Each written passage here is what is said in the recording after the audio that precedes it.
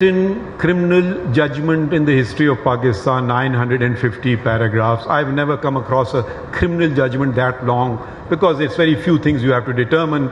We just have to analyze the evidence and few statements, and that's about it. Anyways, that was the judgment. Maybe it were troubled consciences which makes you right and gave fluidity to the very few things you have to determine. We just have to analyze the evidence and few statements, and that's about it. Anyways, that was the judgment. Maybe it were troubled consciences which makes you right and gave fluidity to the pen. I don't comment. The other important case was by his wife, the Prime Minister's wife, Begum Nusrat Bhutto. This challenged the imposition of martial law.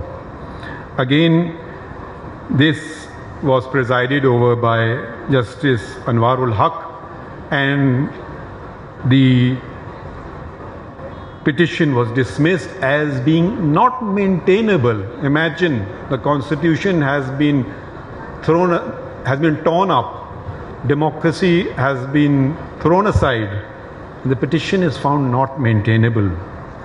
Sadly, and I say it with the greatest of sadness, some of the persons who were in the minority in the Zulfikar Ali Bhutto trial case joined the majority in this case. But that is so. So Pakistan has a very tumultuous history as far as politics is concerned. The first Prime Minister of Pakistan was assassinated, Liaquat Ali Khan Shaheed. The second Prime Minister, Khwaja Nazimuddin from Dhaka, East Pakistan, was dismissed by a bureaucrat. Zulfikar Ali Bhutto was ordered to be hung on the orders of the Supreme Court, and with comes the fourth constitutional deviation, significant constitutional deviation I should add, and that was by General Pervez Musharraf. Once again, the case of Zafar Hadi Shah. This time the Chief Justice was Irshad Hassan Khan, and sadly included others like Chaudhry Iftikhar and supreme court के justice काजी फायजी आसमा Jahangir conference से खिताब कर रहे हैं। वापस आएंगे इस break के बाद।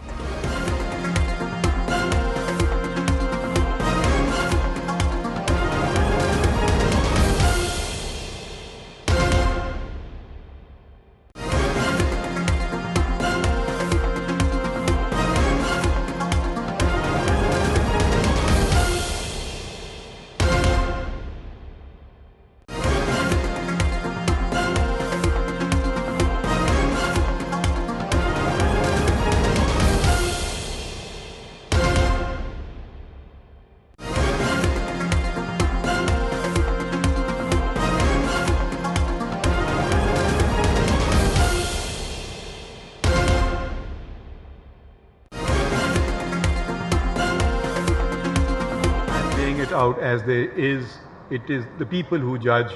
We judge, but you all judge us. You judge us. I would only request that you don't judge us as an institution, because there is good in the institution, there is also bad in the institution. Judges judge us as judges.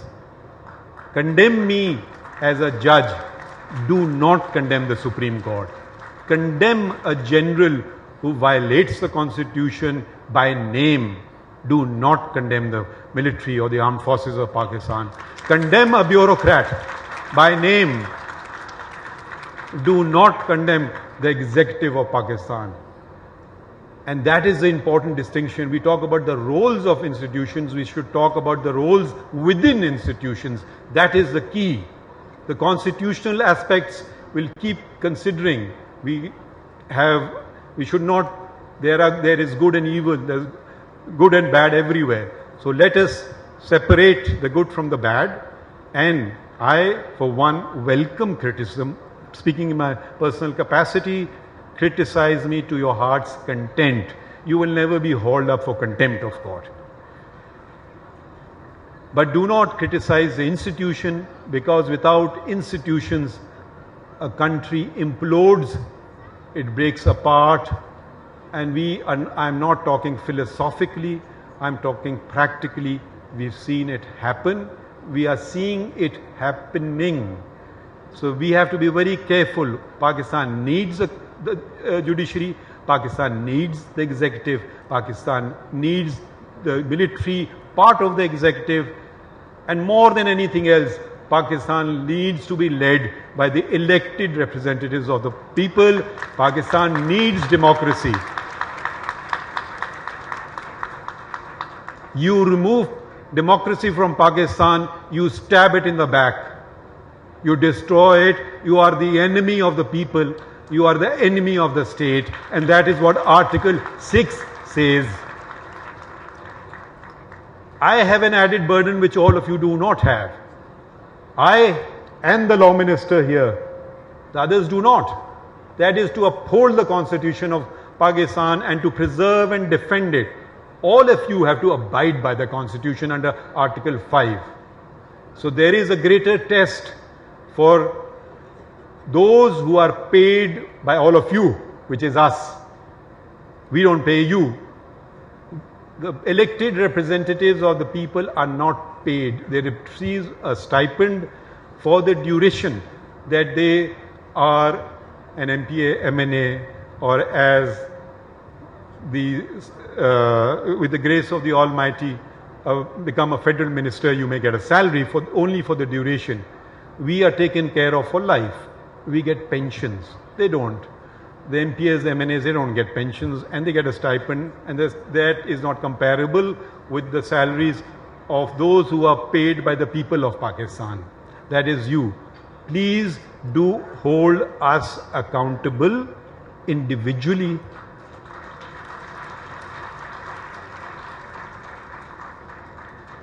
Another Prime Minister removed this time, and this is another first contempt of court law. Never happened before. So we get an assassination, we get a hanging, we get a removal, we get a dissolution, now we get a contempt removal. Does it end there? Sadly, no. Now we're coming into the trickier waters of recent times. Now, another Prime Minister is removed for non-disclosure of notional income which he never received. I'm not going to comment about this judgment. I'm just saying what it says. It says, Mr. Prime Minister, you were entitled to receive salary, you did not receive it, and you did not disclose it. So, you're not a good Muslim. So we sent you home. That's what the judgment says. I won't say if I agree or not. Anyways, that's what it says. And how was it done? Before that, it was preceded by something called JIT. Now, we have become very, by the way, for those who don't know, maybe the foreign guests, it's Joint Investigation Team. Actually a term with which I was also pretty unfamiliar, because in all the laws of Pakistan, you'll search for it, you'll find it only one place, and that is in the Anti-Terrorism Act. I don't think it is found anywhere else, and the distinguished lawyers like Mr. Abid Saki and Mr. Hassan Boone and Mr. Hafiz Rahman, whether you can correct me whether there is mention of JIT anywhere else other than the Terrorism Act. But anyways, the normal people who do their work, no, you can't do it, we'll do it this way. Okay, fine. So we get a JIT. Another very acronym, like we live in a parallel universe sometimes, is PCO. Provisional Constitutional Order. Where is it found anywhere? No, it is not found anywhere. Why do you mention it? Well, you have to mention it. Why? Too complicated. Another acronym which all of us have come to know is FATF.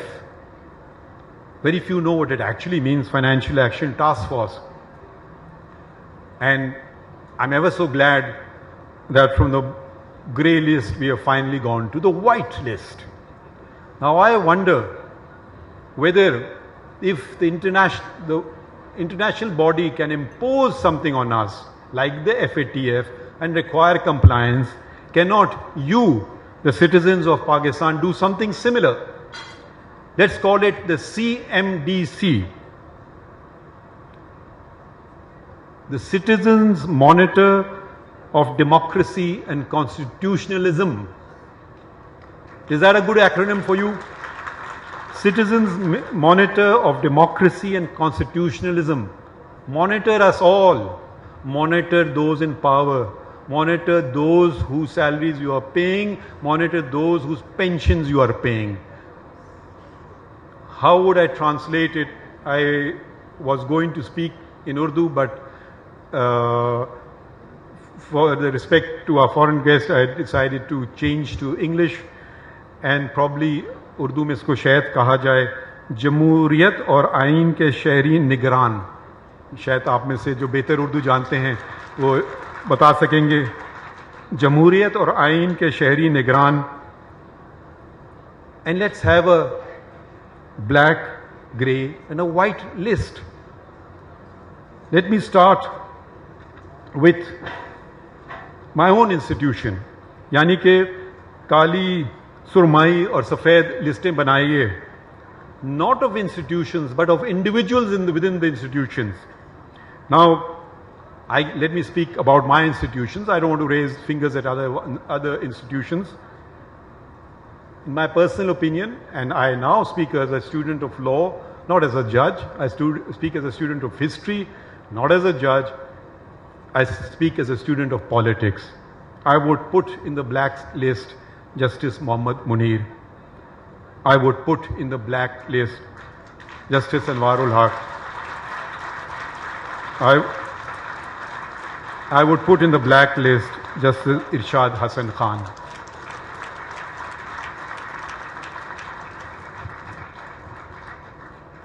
I would put in the white list Justice Constantine, Justice Villani, Justice Bachal, Justice Mohammad Bakhsh. And we have a grey list. There are too many names there. Let's ignore it for the time being. And now, if I may dare so and consider the executive, I will put in the black list General Ayub, General Zia, General Pervez Musharraf.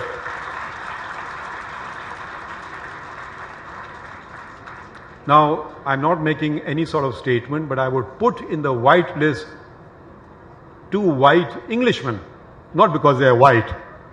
Now, that took you by surprise, didn't I? The first Commander-in-Chief of the Pakistan Army, General Sir Frank Walter Maservey. He fought in the First and the Second World Wars, and he was the first Commander-in-Chief of Pakistan, of United Pakistan, of one Pakistan. I would put it in a higher, if it even a whiter of a white list would be General Sir Douglas Gracie. And why do I put him? Why do I put the second Commander-in-Chief of the Pakistan Army in that list? I would put him in that list.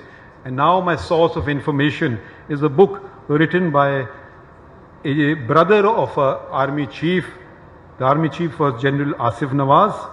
From 91 to 93, he was the army chief, and his brother was Shuja Nawaz, and his book is Crossed Swords, Pakistan, Its Army and Wars Within.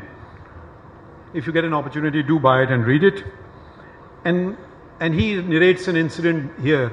He said General Ayub wanted a plot and applied to General Sir Douglas Gracie, his superior commanding officer. He was rebuffed. So here begins the politics of plots. The politics of plots is very interesting in Pakistan. So whether it was